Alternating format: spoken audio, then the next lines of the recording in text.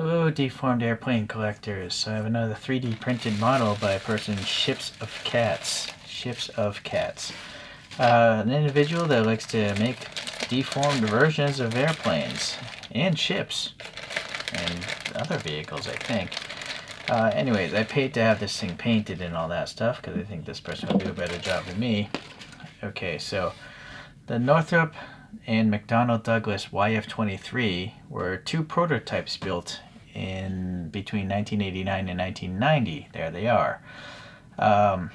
They had a length of 20.5 meters. I mean, that's pretty big. Look at that person, right? The cockpit's very far forward. A wingspan of 13.3 meters. It could go Mach 2.2 in afterburner mode, but it could actually super cruise at 1.72 Mach. So that's without afterburners, still faster than the speed of sound. In the 1980s, the U.S. Air Force was looking for the replacement to the F-15 to counter the Soviet Su-27 and MiG-29. So that's what led to this proposal. But ultimately, the F-22, or the YF-22, won out. This thing was stealthier and faster, but it just wasn't as agile as the F-22. So, okay. The complex curvature, as you can see here, it created a different way of building, or maybe not created it, but they built the shell first and then built the insides after. So I think it's all composites, like molded composites, but I could be wrong. The airplane can't fly on its own. It's statically unstable, so computers and stuff, just like the stealth fighter, the 117, computers is what makes this thing fly. Fly-by-wire, that is. Alright, so the last thing I found interesting is the air intakes on the bottom have like an S-curve, and to the engines, exhaust on the top. And that's to basically absorb radar signatures, the radar can't bounce out and get back to the radar emitter if there's an S-curve, I guess. But correct me if I'm wrong, I'm just trying to decipher what is on the Wikipedia. Alright, so not to my parts here. Let's see. This thing has a wingspan width of around 12 centimeters or a little under 5 inches. And so you can see here the foreshortening of it. Yeah, the raised cockpit is definitely tuned. I guess the top image is the best one to compare to. Yeah, it's tuned, but actually not tuned as much as I thought it could have been. It could have been squeezed even further, and also these wings even shorter, but whatever. And then, yeah, you see, these are crazy. Rudderlons, or they're not vertical rudders, they're not horizontal ailerons, they're in between, and these things will pivot to control the rear end. And just look at this thing. Look at it's like a flat pancake, right? But the intake's on the bottom, the exhaust on the top, blending into the airstream. And then there's an internal weapons bay, of course, holding a few missiles and such. So really cool. I think it looks cooler than the F-22. Alright, so let's see. I guess we'll start at the top this time around. It's got this basically matte finish gray, and I hope that the decals are underneath the clear coat. You can see a little bit of the lines from the 3D print process, but it's not too bad. The cockpit there, yeah, it's 3D printed in clear, and then the frame is painted pretty nice, and the pilot's just fitting in there. And this apparently will open, but I don't know what's going on in the front. There's a hook, or I don't want to break it. It's a clear piece of plastic. Okay, yeah, so that's probably brittle. And there's a magnet in the back to hold it down. So pretty smooth for 3D printed plastic. Yeah, that's clear, that is. And then we have a really small character in here. And it's got a hose to the mask, got some eyes. It's well done. There's that handle for the ejection, for the seat to take off. But you can see all the 3D printed lines. And this is really cool. The little heads-up display is painted green. There's no indication of any gauges in the glass cockpit there. It's just black. Alright, little magnet there, and yeah, the cockpit is black, so that's all well and good. Just be careful of this. It's not a vertical peg, it's at a slight angle.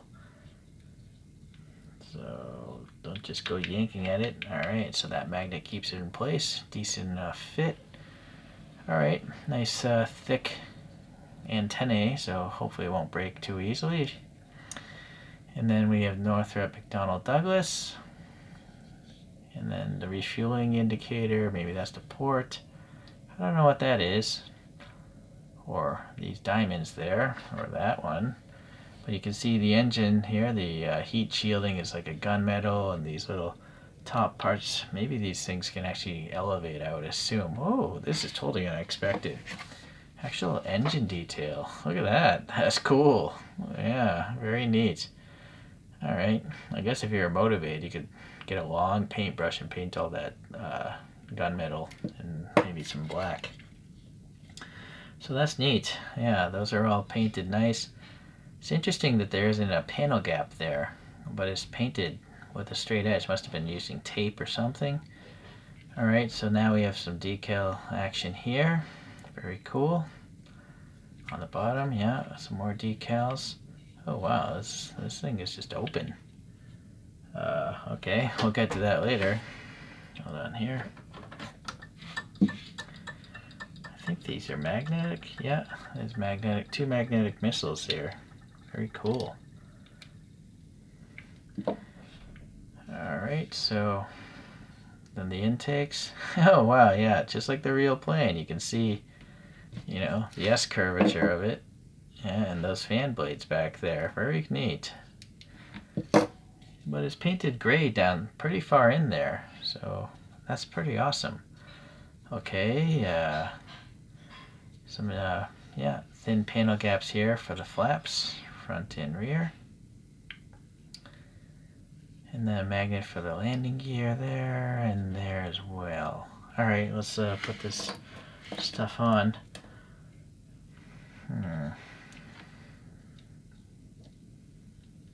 So you can pose, well, I don't know if you can pose the hatch, these doors open, unless this is in the back. Maybe these are flip-flopped. No, I don't think so. No, no.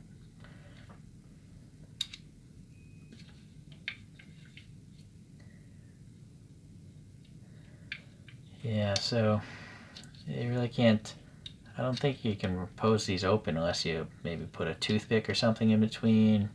The magnet just wants to align itself, so it's just meant to be closed, I guess. That side at least does. Wants to stay closed. What about this?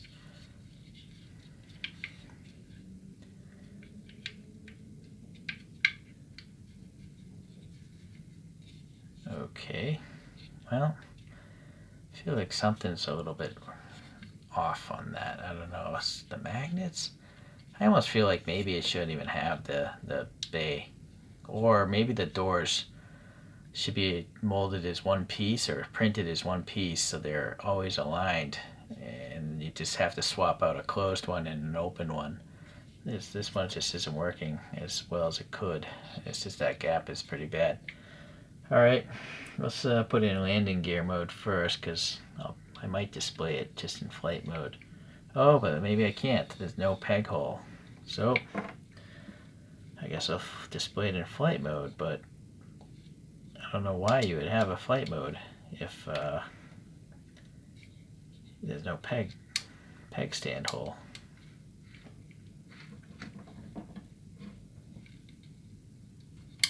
So those go on, well, easily enough. I'm worried about this, if I'll be able to get it out or not. So, yeah, that's a bit of an issue, an oversight. I feel like there should be a hole right here. Yeah, so you could have it in flight mode. Yeesh. So, you might have to scrape some paint off of these pegs here for the landing gear. Yeah, I'll put in landing gear first because I actually drilled a hole into it already for a flight stand, but I think I'll just end the video with it flying. Alright, so I'm not sure if there's I don't think there's a magnet on these landing gear. Just a long rectangular peg, and it's long enough, so I don't think it's an issue of it falling out. That's interesting, how they curve back like that. Let's have no, that's the way it is. I think I read on Wikipedia this is using the rear landing gear from an F-18 to save on costs, and then the front is an F-15 landing gear, again, to save on costs. Makes sense.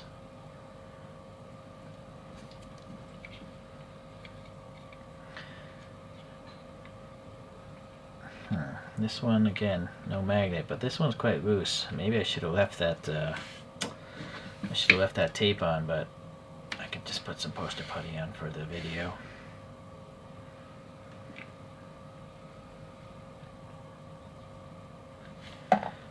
See, I just put a 2mm hole in there, but let's look at a few other aircraft. Uh-oh. I have to poster putty that as well.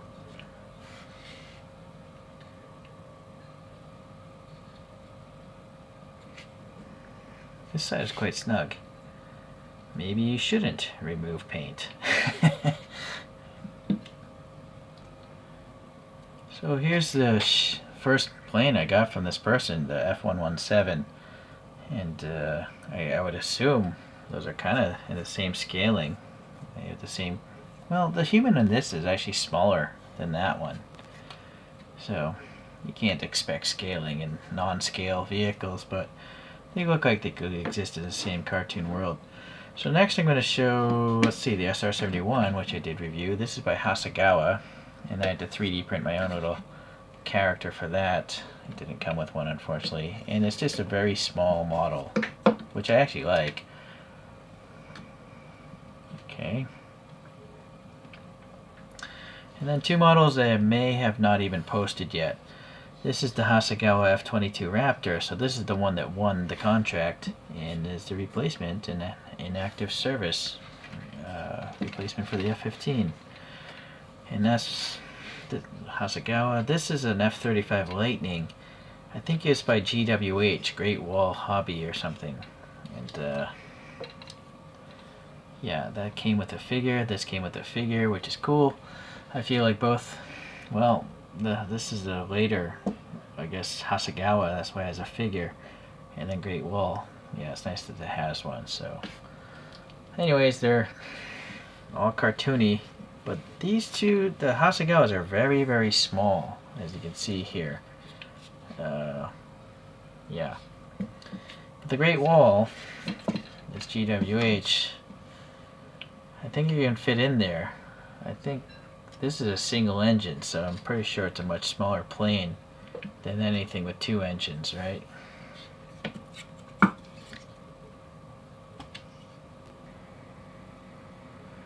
Alright, so pretty sweet. I guess the only criticism on this one is you should probably have a hole for a peg stand, and then ideally maybe separate pieces for the bomb bay doors, one open, one closed, and just get rid of the magnets entirely. It'll be easier that way too. But we should be grateful that there are enthusiasts out there willing to CAD model these things and then 3D print them and sell them. So I have a 3D printer myself. I tend to actually not try to use it too much just because of chemical exposure. That stuff gets through your nitrile gloves, that resin, so it doesn't really help as much as they should, those nitrile gloves. But anyways, it's a really good time to be a toy collector. Whether they're mass-produced things, there's just so many companies making things for adults, toys for adults, that, you know, it's just a good time. When I was a kid, toys were made by toy companies specifically for kids to play with them. You know, that's why they all looked all janky and all rugged, but not so highly detailed.